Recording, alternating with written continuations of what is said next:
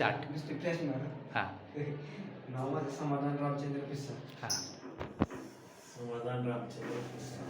किती अंतरावरून येतेस कॉलेजला? 30 किलोमीटर. 30 किलोमीटर. तू गेल्या वर्षीपासून एक बी दिवस कॉलेज चुकवलीस. कसं काय ग? तुला वाटलं नाही कधी चुकवास? नाही.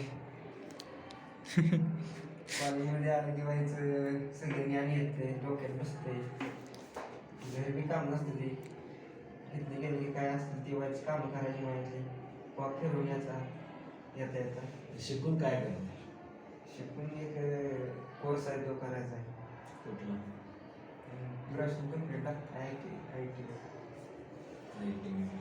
आता काय काय काम करतेस IT? आता क्लास लावला इंग्लिशचा. इंग्लिश आणि IT चा क्लास करून काय करणार? कंपनीमध्ये बघणार. शेती किती येते? 4-4.5.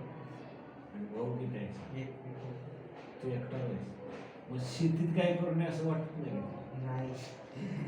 पप्पा मुंबईला असते ते. पप्पा इथं गावाला राहिले की मग पप्पा बघते ते. आपण काय करणार? आपण मग बाहेर पडायला. माझं तसं मी तुम्हासनी दोघांनी अक्षर वाचायला ह्याच्याबद्दल लय बोललोय. काय वाटलं तुला त्यावेळी? त्यातनं सुधारायला भेटलं पण व्हायचं आपल्याला कमीपणा वाटला.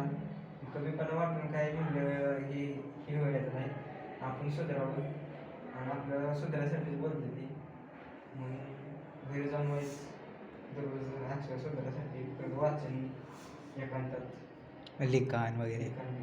आता तुझे अक्षर चांगले आहेत असं मी म्हटलं. खरंच चांगले आहेत. वाचायला यायला लागले. बघून लिहिलेलं असलं व्यवस्थित लिहिलेलं आहे. एका रोला तुम्ही जाऊन पाणी बघितलं हे बदल तुला जाणवते? त्याचा काय उपयोग होईल तुला? बरोबर. आता हे असं सांगितल्यानंतर शिकला ह्याला कुठल्या प्रकारचं अध्यापन म्हणायचं? पद्धत कुठल्या पद्धतीने शिकवलं म्हणायचं?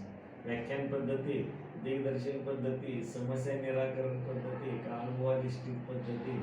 समस्या आणि अनुभव म्हणजे माझ्या समस्या काही तुम्हाला जाणवल्या. त्या समस्या तुम्ही मला समजून सांगा.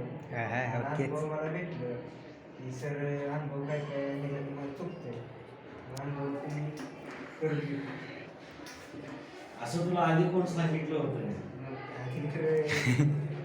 मित्रविषय म्हणून तरी मी बांधून विषय घेतला. हे सांगणार कोण नाही होतं म्हणून फर्स्ट इयरला आल्यापासून तुमच्याकडून सगळं म्हणजे काय काय चाललंय आपल्या ह्याच्यात बाहेर व्यक्ती एज्युकेशन सोडून बाहेर काय काय चाललंय माहिती भेटते. सगळं जनरल नॉलेज माहिती भेटत त्या ह्याच्यात. चांगलं